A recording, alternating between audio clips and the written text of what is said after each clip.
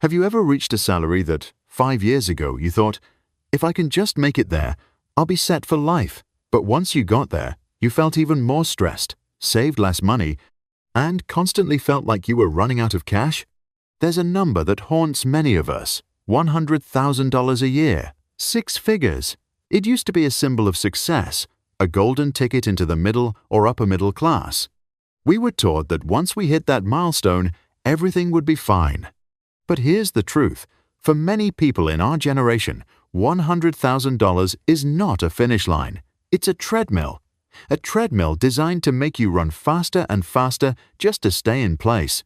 If you're earning more than ever in your career, but still living paycheck to paycheck, this video is for you. Today, we're going to talk about a concept I call the middle class dead zone. This isn't a conspiracy theory. It's a reality, one based on math, psychology, and sociology that's reshaping the lives of millions of high earners. The dead zone is a frustrating space where you earn just enough to lose all forms of support, but not enough to actually feel free. How does it work? First, we're using an old map to navigate a new world. That map outlines a familiar story. Study hard, maybe take on some student debt, work tirelessly, get promoted, and eventually hit the dream salary of $100,000. The problem is that the map was drawn at a time when $100,000 had a very different purchasing power than it does today. Inflation, housing costs, healthcare expenses, education, they haven't just gone up, they've skyrocketed. What once felt like an executive salary now only buys you a working-class lifestyle in many major cities. You're not falling behind. You're running a race where someone keeps moving the finish line. But that's just the surface. The real core of the middle-class dead zone lies in a more subtle trap. Picture 3 social groups. Low-income individuals often receive government assistance housing, healthcare, and food subsidies. The ultra-wealthy? They have assets, investment vehicles, and experts to optimize their taxes. They play by a completely different rulebook. And you? In the middle? You fall into what's known as benefit cliffs. The moment your income increases even slightly, you can lose access to all forms of aid or tax credits. You pay for everything: federal income tax, state tax, and Social Security, often at a rising marginal tax rate. It creates a painful paradox. You work harder to earn more, but most of that raise doesn't end up in your pocket. You're not being rewarded for your effort, you're being penalized for your success. This trap also has a dangerous psychological layer. It's something I call the conformity tax.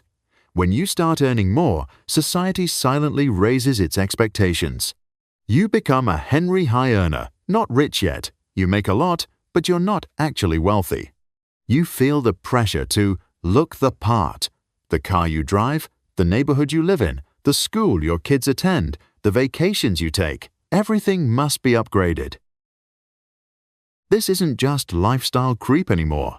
This is a social tax you pay for acceptance. You don't buy the luxury car because you need the speed. You buy it because you're afraid your co-workers or family will judge you for driving something old.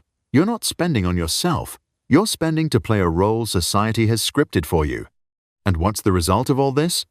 A situation where high income doesn't mean financial health. Someone earning $50,000, 2 year, living in a small apartment, taking public transportation, and knowing their spending limits might have a higher life profit margin than someone making $150,000 while juggling a massive mortgage and 2 car loans. One is a lean, agile startup. The other is a bloated corporation weighed down by fixed costs and always one missed paycheck away from collapse. And the ultimate cost? Your time and freedom. High-paying jobs often aren't 9 to 5. Your brain is always online. You're replying to emails on weekends, sitting in late-night meetings. And to cope with the burnout, you start spending. You spend money to save time, takeout instead of cooking, cleaners instead of cleaning, Uber instead of driving. You spend money to soothe stress, expensive vacations, the latest gadgets.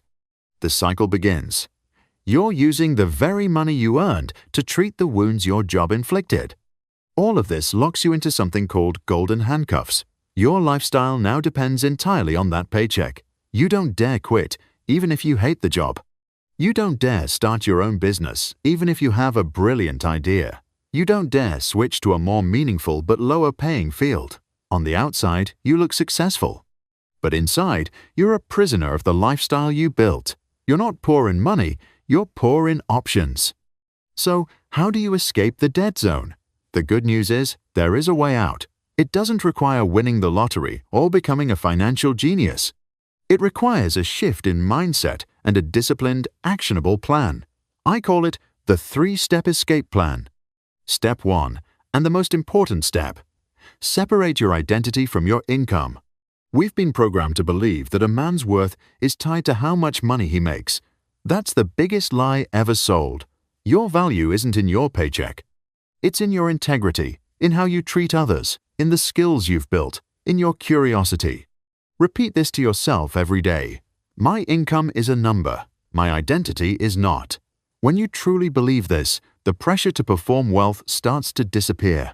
You'll gain the courage to go against the crowd. Step 2. Practice asymmetric spending. Sounds complicated, but it's actually simple.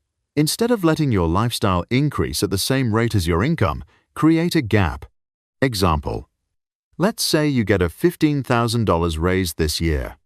The old rule says, great, time to upgrade the car or take a nicer vacation. The new rule is, your lifestyle can only enjoy 20% of that raise, $3,000. Use it to eat out more often or subscribe to a service you enjoy. But the remaining 80%, $12,000, goes straight to step 3. This principle ensures the gap between what you earn and what you spend keeps widening instead of staying painfully narrow. Step 3.